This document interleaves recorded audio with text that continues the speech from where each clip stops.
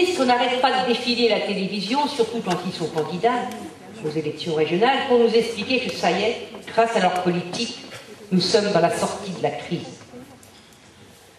Oui, pour leur poche à eux. Mais cette sortie de crise, elle se fait contre l'emploi. Et on voit bien comment les tenants du libéralisme ont utilisé cette crise pour accentuer encore la pression sur le salariat, sur les salaires, sur les conditions de travail, sur les durées du travail. Alors il faut indiquer un autre chemin que ceux du gouvernement Sarkozy. Et cela peut commencer par les régions. Comme l'a dit Thierry, nous pouvons construire dans chaque région et dans la région Picarde un fonds régional pour l'emploi et la formation qui vont permettre aux entreprises de développer la recherche, la qualification, l'emploi, parce que nous allons les soulager de la charge financière qui les étrangle.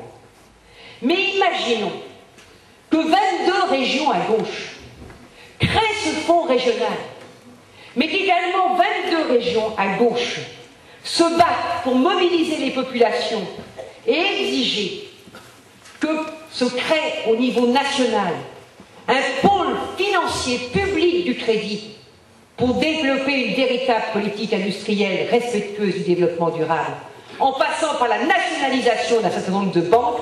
Alors oui, le branche-même à gauche aura été utile à notre pays.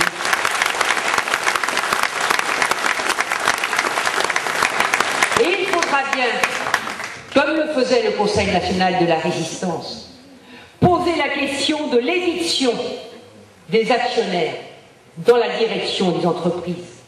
Et cela pourrait commencer par une loi simple, celle que j'ai déposée sur le bureau de l'Assemblée nationale avec les députés communistes et du parti de gauche, l'interdiction des licenciements boursiers et de nouveaux droits pour les salariés dans les entreprises. On ne peut pas dire que les régions peuvent tout, mais à travers ces deux exemples, on peut montrer que les régions, en commençant à agir sur l'emploi ou sur la défense des services publics, peuvent monter un rapport de force permettant de faire bouger les choses au niveau de la politique nationale. Je me prends un autre exemple sur les travailleurs et travailleuses qui sont en grève aujourd'hui pour obtenir tout simplement leurs papiers.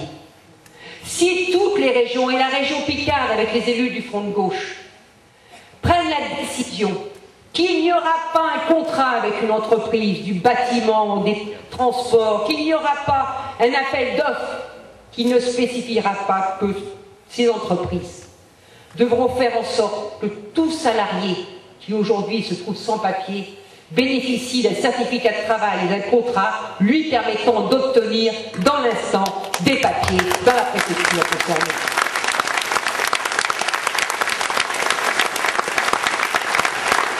Nous nous battrons également, comme l'a dit Thierry, pour défendre le service public des transports.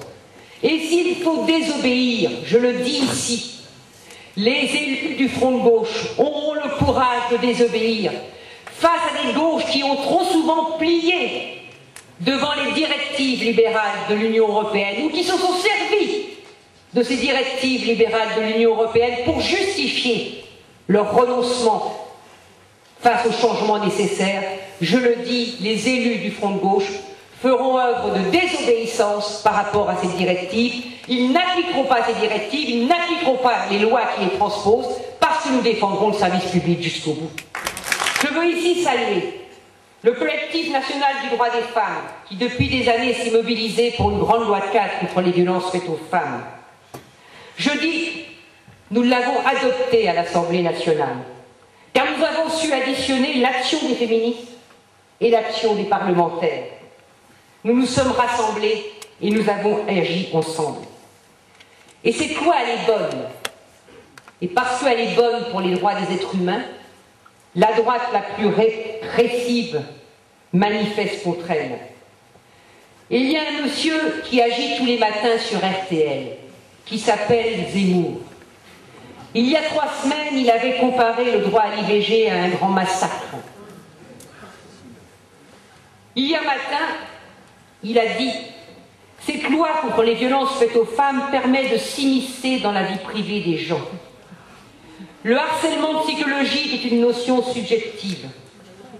La violence masculine provient d'une incapacité des hommes à répondre verbalement à leurs compagnes. Beaucoup d'hommes de bonne foi sont peut-être violents sans être menteurs. Bref, c'est une loi liberticide, inutile et contre-productive. Si le Sénat est une assemblée de sages, il refusera de la voter. Eh bien moi je vous le dis, tout au long de cette campagne, et une fois que nous serons élus le 21 mars, nous allons mener campagne aux côtés des féministes pour que le Sénat adopte cette loi et pour que Zemmour aille faire autre chose que commenter ce genre de loi sur les radios.